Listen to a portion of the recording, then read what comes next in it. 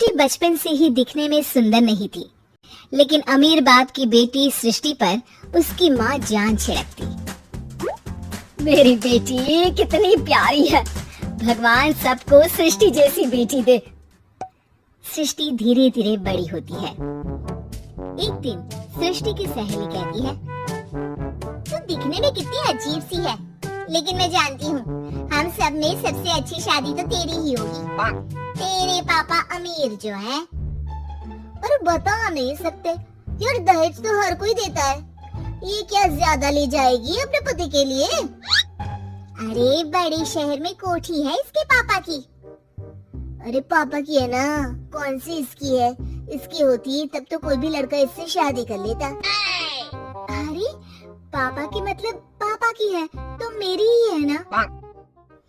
किसने कहा? अब तेरी तो तब होगी ना जब तेरा भाई ना हो।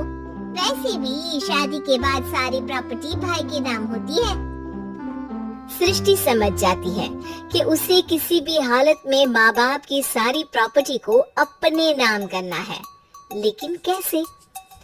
एक दिन सृष्टि का भाई शीनू कहता है, बहन क्या कर रही है? तुझसे एक बात करनी है। अरे हाँ हाँ करना, मैं तो तेरी बहन हूँ। बहन मेरी लाइफ में ना एक लड़की है, बहुत अच्छी है। मैं सोच रहा हूँ माँ और पापा से बात करूँ शादी के लिए। सृष्टि को समझ में आ जाता है कि भाई की शादी होते ही भाभी उसे एक दिन भी घर में बर्दाश्त नहीं करेगी। क्या बात है भाई, बताना कौन है वो? यार वो बहुत अच्छी लड़की है, पढ़ी लिखी है, मेरे साथ जॉब भी करती है, बस एक प्रॉब्लम है। प्रॉब्लम? क्या प्रॉब्लम है भाई? यार वो शादीशुदा है, लेकिन उसके पति ने उसे सिर्फ इसलिए छोड़ दिया क्योंकि उसके माँ बाप दहेज नहीं दे पाए। सृष्टि ये सुनकर न जाने क्यों खुश हो जाती है। अरे भाई तो क्या हुआ, लड़की तुझे तो पसंद है ना? शीनू को लगता है कि बहन उसे समझ रही है। वो इस बात से अनजान होता है कि उसकी बहन की मंशा पूरा घर हड़पने की है। सृष्टि अपनी माँ से कहती है, मम्मी मुझे तो बहुत चिंता है, पता है शीनू क्या कर रहा है? अरे क्या कर रहा है, वो तो काम पर जाता है और वापस घर आता है। नहीं ना माँ, वो यही तो नहीं कर रहा, बाकी सब कर रहा है। आपको पता है उससे प्यार है, और वो भी एक शादीशुदा लड़की से। ये क्या हो गया, मैं सोसाइटी में क्या मुंह दिखाऊंगी? अरे तेरे पापा तो यही कहेंगे कि मैंने ही उसे बिगाड़ दिया है। माँ देखो मेरी बात मानो, पापा पर भी विश्वास करने की जरूरत नहीं है। अब आप ही बताओ, पापा इतनी देर घर के बाहर रहते हैं क्यों? बोलो। अरे बेटा वो तो नौकरी करते हैं ना। तू बहुत भोली है माँ, पापा का ऑफिस तो 7 बजे खत्म हो जाता है, लेकिन देखो कितनी देर से आते हैं। अरे नहीं नहीं बेटा, ऐसी कोई बात नहीं है। सृष्टि माँ को एक औरत से बात करते पिता की फोटो दिखाती है। देखो माँ कैसे हैं पापा, मैं ना कहती थी कि पापा सही नहीं है। मैं तेरे पापा से बात करूंगी, दे फोटो मुझे। ओ माँ वो तो डिलीट हो गई।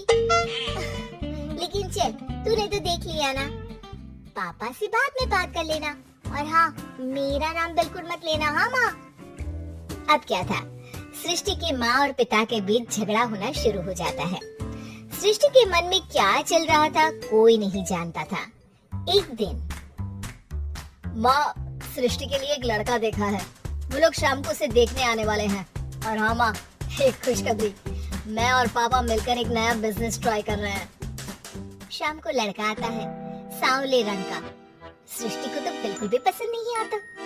लड़की की माँ कहती है, लड़की का चेहरा तो कोई खास नहीं, लेकिन अगर मेरे बेटे को आप लोग सेटल कर दे तो मैं उसकी शादी आपकी बेटी से करवा दूं। सृष्टि को लड़का बिल्कुल पसंद नहीं था, उसे भाई पर गुस्सा आ जाता है।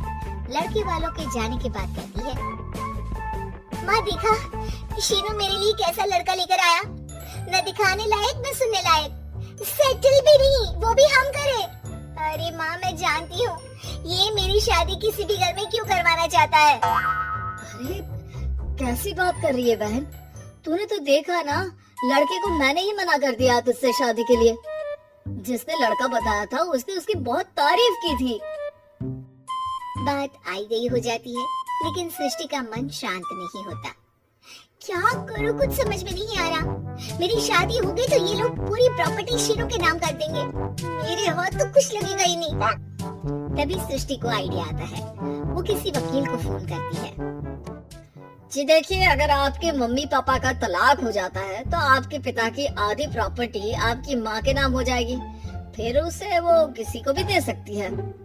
सृष्टि अब माँ को बेटे के खिलाफ भरती है। माँ, शीनू पर नजर रखा करो। वो जिस लड़की के प्यार में है ना, वो शादीशुदा है। यहाँ आएगी, सारा पैसा, रुपया, जमीन, जायदाद सब हड़प लेगी। पापा का भी हाल तुमसे छुपा नहीं है। ऐसा ना हो कि मैं और आप एक दिन सड़क पर भीख मांगे। हे भगवान, मैं तो जीते जी मर जाऊंगी अगर ऐसा हो गया तो। ऐसा हो गया नहीं माँ, ऐसा ही होगा। अभी समय है, आगे का सोच लो। मैं तो कहती हूँ पापा से आधी प्रॉपर्टी लेकर अलग हो जाओ। पापा की आधी प्रॉपर्टी भी हम लोगों को अगर मिल जाती है ना, तो अगले 7 जन्म सफल समझो। बेचारी माँ बेटी के कहने पर पति से तलाक लेकर अलग हो जाती है। सृष्टि अब पैसों से गाड़ी और अपने दूसरे महंगे शौक पूरे करने लगी। उसके दोस्त भी उसके पैसे इस्तेमाल करते। सृष्टि, कल तुम कहाँ थी?